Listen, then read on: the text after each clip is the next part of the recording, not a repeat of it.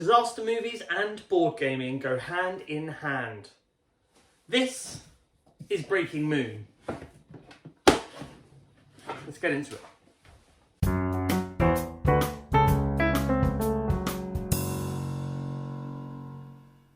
Breaking Moon is a 1 to 5 player disaster movie in a box, coming to Gamefound very soon. This is a prototype copy sent to me by my friends over at Strange Games.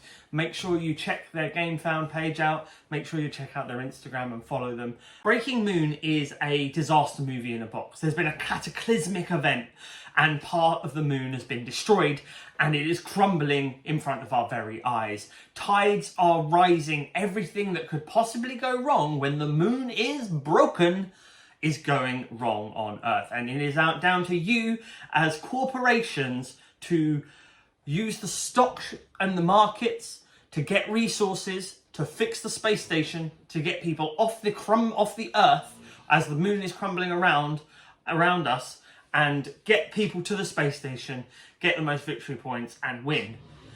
But that all seems pretty relatively cooperative, right? And to a point, there is a semi-cooperative way of playing this game. You're all trying to gather resources. You all want to make sure the market is in your favour a little bit, but you all want everyone to be able to afford stuff because you want to be able to fix that space station. But like all great disaster movies, the corporations, they're a little bit in it for themselves. And just like real life, the government, definitely in it for themselves. So, what you're doing in this game is you are using your helicopter and you're flying to different areas to collect different resources, as well as trading, gaining resources through the market and that kind of thing. So let's take you down to the board so I can show you some of the cool stuff that's on the board, some of the stuff that may possibly be changing in the future. Again, remembering this is fully just a working prototype. So here we have the board laid out as it would be for a game. So fundamentally we have our standard actions. So these are the main actions you can take during the game, and also the rise of the sea level as well. Then we have our areas where we go to find different resources, and we find our population in this sort of area.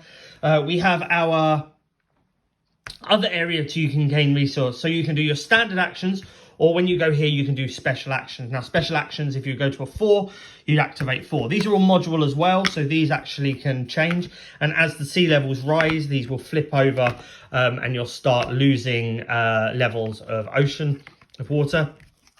So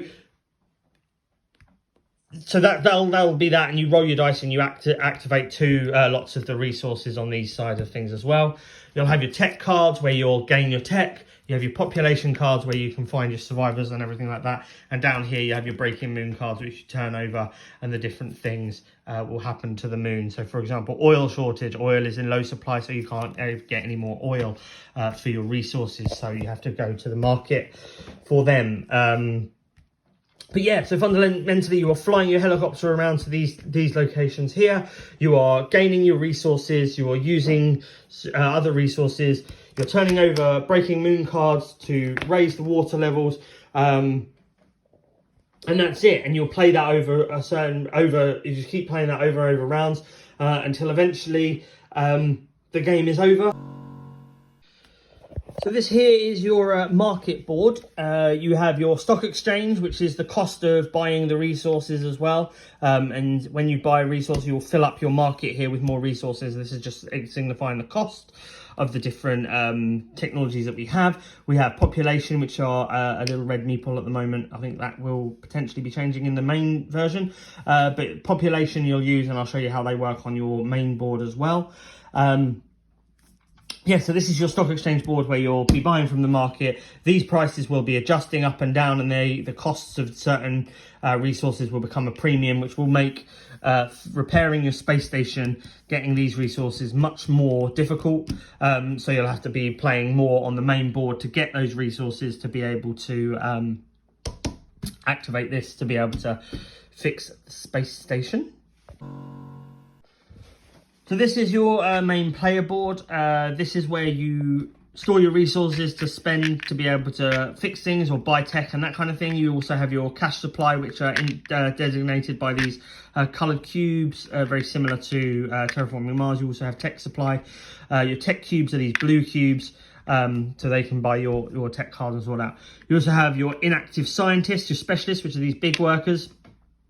And you need scientists to be able to do research, to be able to gain more tech, to be able to gain more resources. So there's a lot of different ways to be able to gain resources in this game, to be able to sort of essentially win the game for your corporation. These here are the Breaking Moon cards. This essentially is the event deck. This is the heart and soul of the game. So this is a really push your luck mechanism where you're turning over cards every turn to see what's happening as the moon is crumbling around you. So something like this might happen. Nothing happens. You just see pieces of the moon crumbling, and it might be just a peaceful night.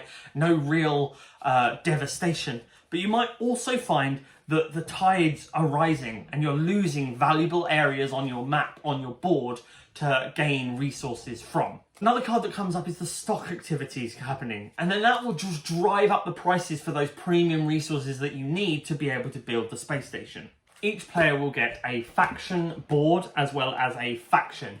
These are all asymmetrical factions, and they have different abilities throughout the game. So each corporation or family in this game will have a different ability, whether they get more income, whether they get resources, whether they get more tech. There's the Termatrons. I don't know what possibly the Termatrons could be referring to, but they also get a lot of tech.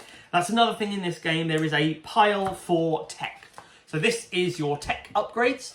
So as you're playing on your main board, getting your resources here, getting scientists to use scientists to gain more technology and more resources, and your cash supply and your money supply here.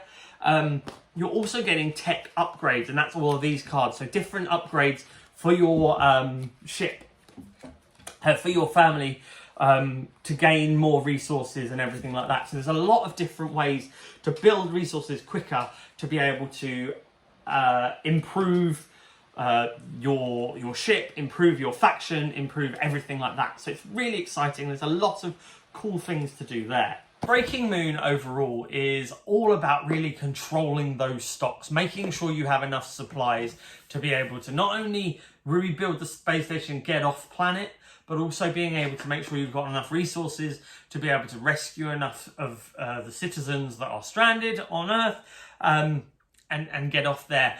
There is a real balance between semi-cooperation as well as in it for themselves, and I really enjoy that kind of little wrinkle in the game, because it makes it just, it gives it a bit more meat than just go somewhere, collect resource, go somewhere, collect resource, do a thing, go somewhere, do something else, flip a card, get that bonus perk.